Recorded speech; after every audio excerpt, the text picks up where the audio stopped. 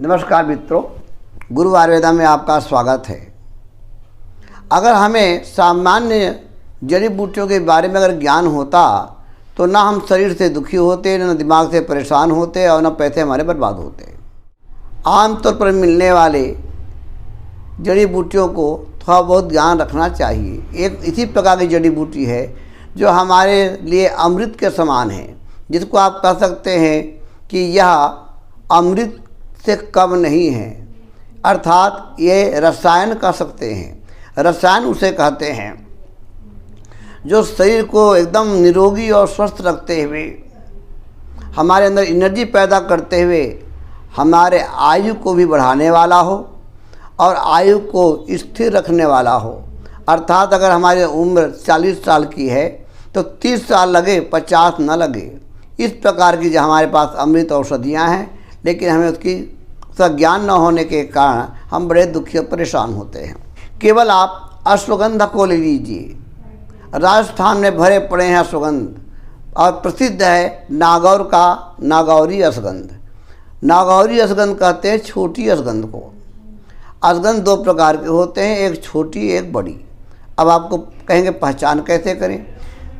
सूखने के बाद जो अश्वगंध की जड़ी को तोड़ने पर कटाक से टूट जाए, समझो छोटी अश्वगंध है, उसमें गुण ज़्यादा होते हैं। और जो अश्वगंध तोड़ने पर लचीला हो जाए वो बड़ी अश्वगंध है, गुण उसमें भी है लेकिन उसमें गुण कम है। अश्वगंध को आप शक्ति के लिए भी प्रयोग कर सकते हो, आपके जख्म को भरना है उसके लिए प्रयोग कर सकते हो, बुद्धि को बढ़ाने के लिए प्रयोग कर सकते हो, अपने इम्यून सिस्टम को आप इसे बड़ा स्ट्रांग कर सकते हो।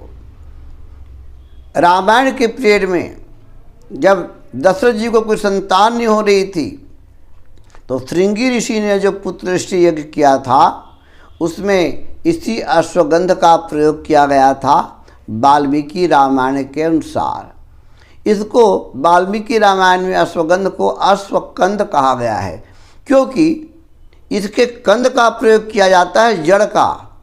पत्तों का प्रयोग भी है लेकिन पत्तों का प्रयोग कम होता है। पत्तों का प्रयोग जो है वो मोटापा कम करने के जरूर होता है, लेकिन यह अश्वगंध की जो जड़ी है उसको सेवन करते हैं तो दुबला पतला व्यक्ति भी शरीर में भरा हो जाता है, मोटा हो जाता है। ऐसे मोटा नहीं होता कि थुल लगे, एकदम सही रहेगा लेकिन शरीर में भराव रहेगा, हड्डियाँ चमकती नहीं रहेंगी। कमज़ोर उसे कहते हैं जिसकी ये हड्डियाँ चमक रही हों, पसलियाँ सब दिख रही हों, उसे कहते हैं कमज़ोर। और जहाँ इसमें भराव हो उसे कमज़ोर नहीं कहते। अगर कोई व्यक्ति बिल्कुल सही है और वो चाहे कि मैं अश्वगंध खाकर मोटा फूल जाऊँ, वैसा नहीं होगा। शरीर में भराव होगा, शरीर में शक्ति होगी, वीर्य की मात्रा बढ़ेगी, शुक्राणु की मात्रा बढ़ेगी। और पुरुषों में जो रोग होते हैं अधिकतर, जैसे कि हमारे पास बहुत सारे लोगों का फोन आता है कि उनको शीघ्र पतन की शिकायत है, वो अगर अपने नियम में दिनचर्या में अश्वगंधा को शामिल कर लेते हैं तो उनको यह प्रॉब्लम कभी होगा ही नहीं।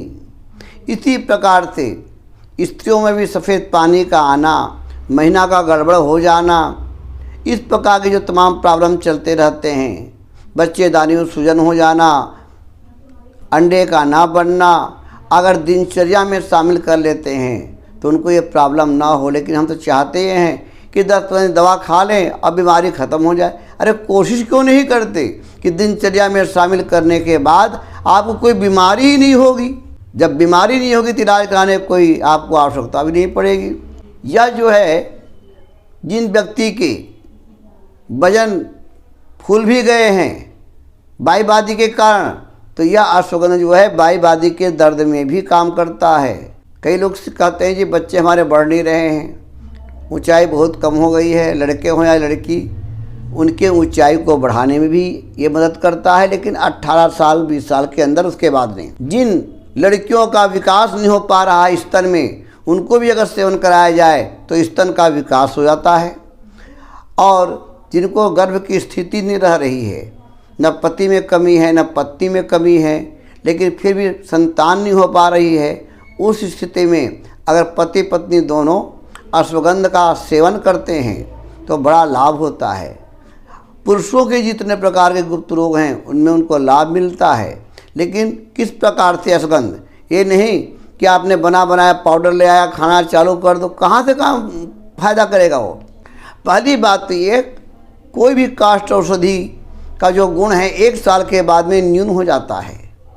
इसलिए अगर उसके गुण चाहते हैं कि सही प्राप्त हो तो छोटी अश्वगंध को स्वयं उखाड़ करके उसकी जड़ को सुखा दीजिए, और जब सूख जाए धो धा करके सुखा दीजिए छाया में, और जब छाया में सूख जाए बढ़िया, उसके बाद में उसको दूध में उबाल दीजिए।